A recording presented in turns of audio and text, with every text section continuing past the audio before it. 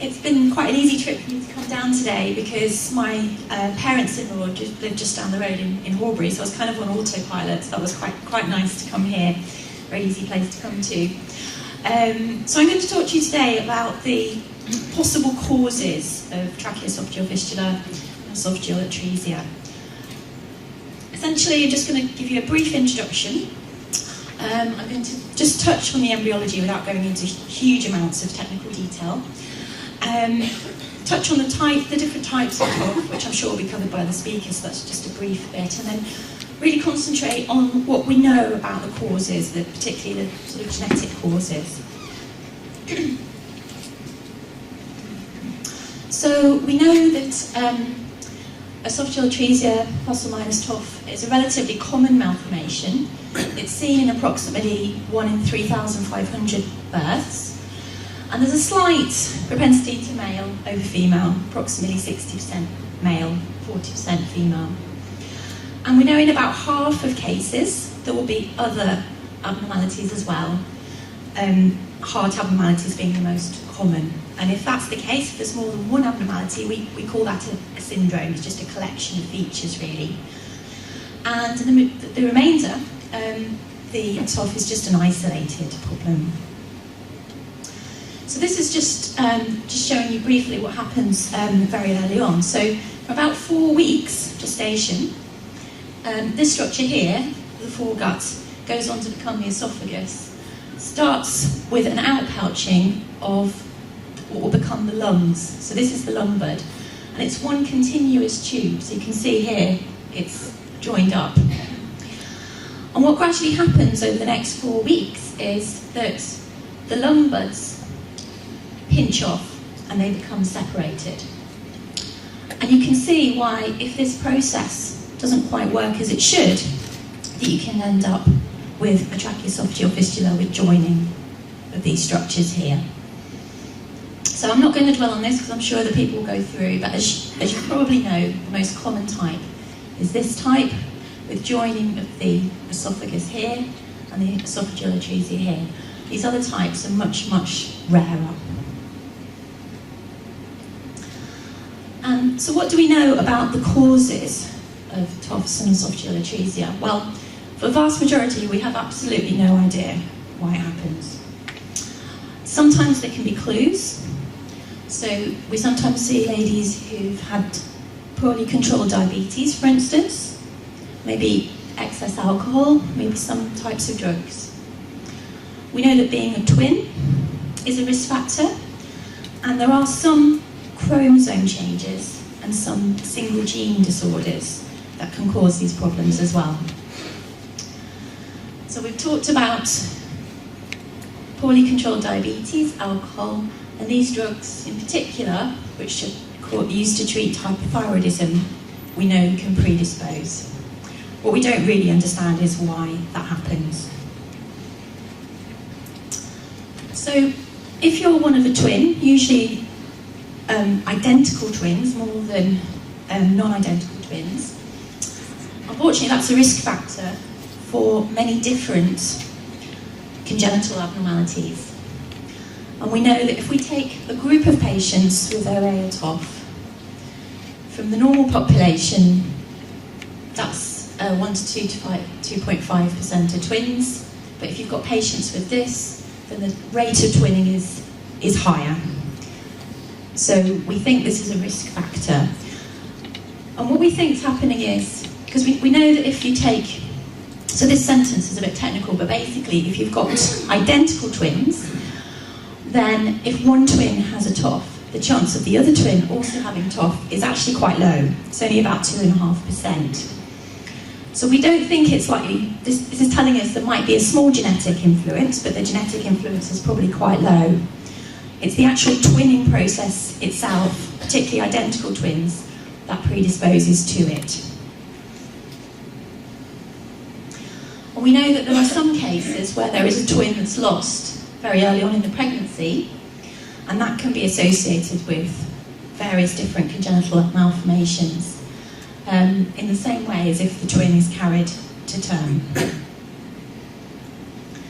So I'm just going to move on now to talk about what we call chromosome abnormalities. So these are changes in the chromosomes that you can see down the microscope. Many of you will be familiar, I'm sure all of you are familiar with Down syndrome, and we know about 5 to 10% of patients with TOFs occur in children with Down syndrome or other chromosome changes. If you have 3 copies of one of the chromosomes, you have Down syndrome. 3 copies of chromosome 18 or 13, you have these other syndromes that are quite rare. And there are many, many other chromosome conditions as well that can cause a TOF. And in a few of these, a link with a TOF has been made. So this is a little one with Down syndrome. This is a picture of the chromosomes. If you did a blood test on someone and you look down the microscope, this is what the chromosomes look like. You see they're all in pairs, but you've got the chromosome 21, you've got the 3 copies there, which causes the Down syndrome. And as I said before, you can get Edwards syndrome, where you've got 3 copies of chromosome 18, and the other one called Patau's, 3 copies of chromosome 13. So these are what we call chromosome abnormalities, and there are other problems that are associated with the genes. The genes are lined up along the chromosomes, and they're also in pairs. So when we talk about, this is what we call single genes, so not big chromosomes, just small genes lined up along the chromosomes. They account for a very small proportion of patients with a TOF, so less than 5% overall. But it's quite important to know about them, because these are the ones where they can run in families. And they can be associated with other problems as well. So this is what we're talking about when we talk about syndromic causes. And if your child is born with, if you've got a problem running in the family, or if your child is born with multiple problems, quite often the child will be referred to us, to a clinical genetics team. So this is a very rare condition called Feingold syndrome. It's an example of a genetic condition that can run through the family, and it's the association of having the TOF with other problems as well. There may be a problem with the duodenal atresia, which is where you have blind ending duodenum, which can cause a lot of problems. There might be a small head size. There might be mild learning difficulties, or none at all. And we can recognise it as geneticists because sometimes people have slightly unusual fingers and toes. And there can be other problems with the heart or the kidneys. As I said, it can run through the family in a 50-50 pattern, and there's a gene that's known that can cause it. So these are just some pictures from the medical literature of patients who are affected with it. And you might be able to just make out here, this finger slightly angulated, and the toes are joined here and here. Now, it's very common to have toes that are joined second and third. Lots of people have that. Very, very common. But when you've got other toes joined, fourth and fifth, that's slightly more unusual. And that's a clue, can be a clue to this condition. Some of you may have heard of this condition. Again, it's an acronym this time. Feingold's named after somebody, but this is an acronym called CHARGE syndrome. And this is a collection of features. Coloboma is an abnormality of the eye. So the C stands for coloboma, the H stands for heart abnormalities. Choanal atresias are just a technical name for narrowing or maldevelopment of the nasal passages. There can be reduced growth, patients can be very small.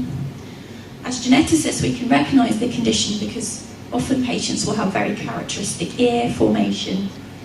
They can sometimes have learning problems, and it's associated with TOF or esophageal atresia. We know the gene for this condition as well, but this is very rare. Feingold's is very rare. Overall, they're a very rare cause. That's just showing you some affected patients. You can see the ears are quite unusual, quite simple ears. can sometimes have hearing problems with it as well. So there's a few other things, again, very, very rare. There's an abnormality, association of an abnormality in the lung formation and esophageal atresia, which is caused by this gene here. Another gene can cause problems with not having any eyes and abnormal genital development, as well as the esophageal atresia or TOF, this gene here. There's a very, very rare condition called Fanconi anemia, where you can have a small head size and very severe anemia. This is another rare cause of TOF as well. So if you've just got isolated TOF or esophageal atresia, there's been only really very, very small numbers of family studies looking into the chances of having another affected child. And this study was done looking quite a long time ago, you'll see, looking at 79 adults who were treated for OA TOF. And they were between the ages of 19 and 31. 15 of these adults had 28 children. And there was just one instance of recurrence in the 28 offspring, and one instance of recurrence in 130 siblings. So overall, we know if you've had one child with isolated OA or TOF, the chances of having another is around 1%, so very low. And similarly, it's about 1% of having a child of your own if you already have a TOF, of having your own child with it, so it's very low overall. So that's good news for isolated. Hello? Can I just interrupt you? Yes. You say it's 1% if you've had one TOF. If you've had two TOFs, yeah, you need to see a geneticist. The siblings. So if you've had two children with a TOF, there's a chance of having another one. No, I'm thinking of grandchildren now. So you mean if you've had two children Yes. with a TOF, the chances of one of them having a child with a TOF, is that what you mean? Yes. We'd have to, is that just isolated? Well, I'm just, yes. Yeah. Yes. We'd have to look into that. I mean, obviously it would be much increased. It might be a 50-50, we'd have to look into that and see if it was part of a syndrome or if it was isolated, and we'd look into that really, because that's unusual to see that. Yeah. Many of you will probably be aware of this condition called VACTERL, or it used to be called Varta. And again, it's an acronym, all these acronyms, and it's the association of problems with the vertebrae, so the bones in the back can be abnormal, can be double bones or single bones, can sometimes cause back problems, with having problems with the anus, so your anal exit is not formed properly, so you need an operation to correct that soon after birth.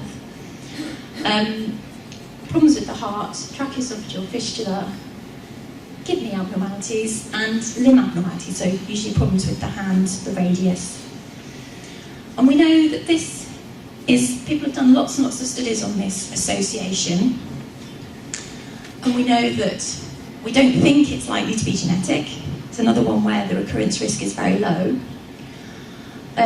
Nobody really understands why it happens.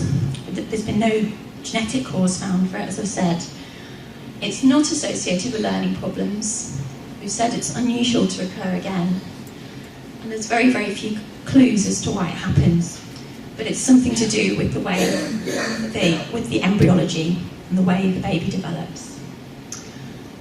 So I'd like to acknowledge Dr. Charles Shaw-Smith, who some of you might have come across. He's got a very keen research interest in genetics of TOF, and he's based in Exeter. I think he's given this talk before, and he actually provided a lot of the slides for the talk.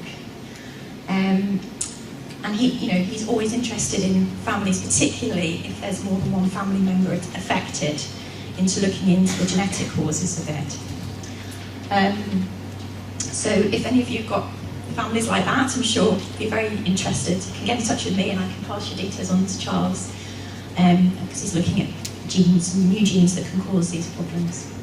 Okay, I'll be happy to take any questions. Thank you very much.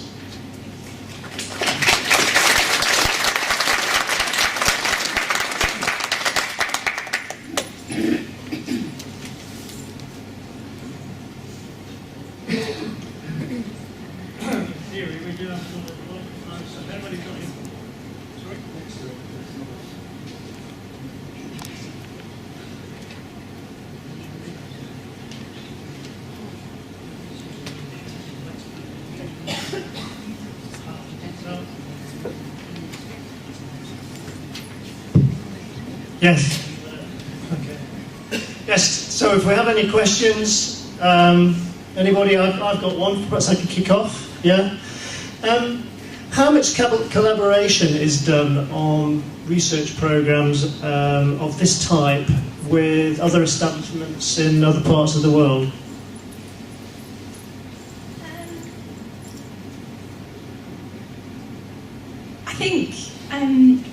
I think there's probably quite a bit. I'm not actually fully aware of all the collaborations that are in existence.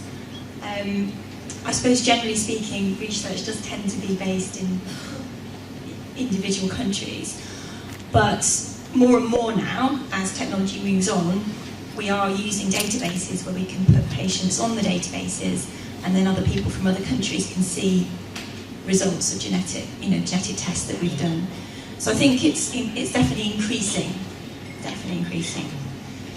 The reason I asked the question is because it seemed to me that in all of these sort of situations, the bigger code you can get to look at, the more likely you are to start to see some patterns. So, for instance, the question the lady asked about, what are the chances of a child, or of a TOF child, having esophageal atresia is something which we might get a better handle on. We only know of that one in the study you referred to. Any more questions from let me pass the microphone in. Hi, we had a little boy with TOF 8 years ago, and at that time we was told to say 1 in 3,500 chance, and that our chances had gone to 1%. Do we know what the likelihood is that you would have a second TOF in those isolated cases? And can you explain how, when you don't know what causes it, how it goes from 1 in 3,500 to a 1 in 100 chance just by having a TOF? Well, I think, as you said, we know just from the epidemiology study, there haven't been many, we know it is that 1%. And why is it increased? Presumably because there are probably subtle genetic influences. It may just be that it's not just one gene, but lots of little genes causing some sort of influence there that causes it. But we don't really fully know why. It's like that with any genetic condition. If you've had one, you're likely to have another than that population risk. That's probably just to do with the fact that the genetics will be similar in the next child, but it's not really fully understood why, and it's probably just little tiny changes that are contributing rather than one big change. So we've been for genetic testing twice, and we've been told that it's not actually genetic, they think it's environmental. So again, is there anything that you can do to make your chances any lesser? Is it, I know it's the unknown, but do we know how many families have had more than one TOF in isolated cases? Just one here then. I haven't personally come across any families that have had more than one. Back in 1977, when Lisa was born, we went for genetic counselling, which was very, this was a paediatric surgeon that did the counselling with us. And he said, he wasn't a geneticist as you are, he said it was 1 in 3,000 plus. And the chances of it happening again were that rare. And she was spot on. exactly the same symptoms at birth, exactly the same TOF problems, except the one has breathing problems and the other one has eating problems, but other than that they're quite identical. And the only difference in the second TOF was she was worse because she ended up having to have a tracheostomy until she was 6. The first baby was cured within, well, 2 days, 2 weeks in hospital, 6 years. So have you come back to genetics since then? No. Well, it was bad enough looking after them, to be honest. You know, if they weren't getting stuck, they were in hospital being resuscitated. So it was. Yeah. But my concern now is, because there's been so little research done on it, what are the chances of our grandchildren? Yeah. Because we've also got identical twin girls, which we were interested in when you were talking about that. Yeah. I've had 4 children who are fine, but Mum's concerned about anything they carry passing on, I think. Well, you could come back to see us if you want to. We could try and plug you into research projects. There's a big research project called, I don't know if you've heard of the 100,000 Genomes Project. It's a government-funded project looking into the causes of TOF. Well, it's more if there's an association with sort of VACTERL sequence, but they're looking at all the genes in those people and trying to find them. So there are quite a lot of projects now that things are really moving very quickly with technology. So it might be worth revisiting that as a family. There was some mention back in the 70s that we could have been related, which is why we were produced the babies that we did. Well,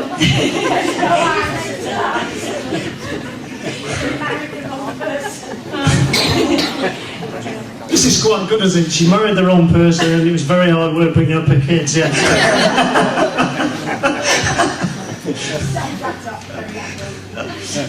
Well, we just got time for one more because it's just coming up to 10 o'clock, but I'll just pass this later. How important is it to get the VACTERL association identified in an individual? I'm just thinking that my daughter had TOF in her age. She also had duodenal duplication cyst, which was corrected, so it sounds like a bit of a bowel association. And she had a septal defect which corrected itself. She's now having problems with back pain, and I'm just wondering, have we missed something in terms of if she'd been given this VACTERL banner, if you like? Yeah.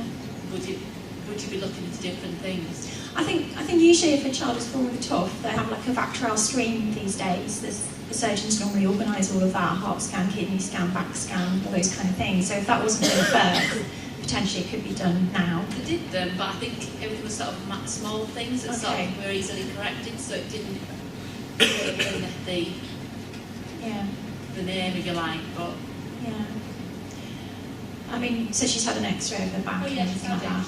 Yeah. So I'm not sure if it's worth. About this, we said about this genome project, whether it's something that we should maybe think about for her future, like you said, for her. If there is some genetic association for her having children when she's older. Yeah, but you can ask to be part of the project. You'd have to check the inclusion criteria, but it's open to people with VACTERL. It's one of the categories in the project. So if you want to pursue that, you can ask your consultant.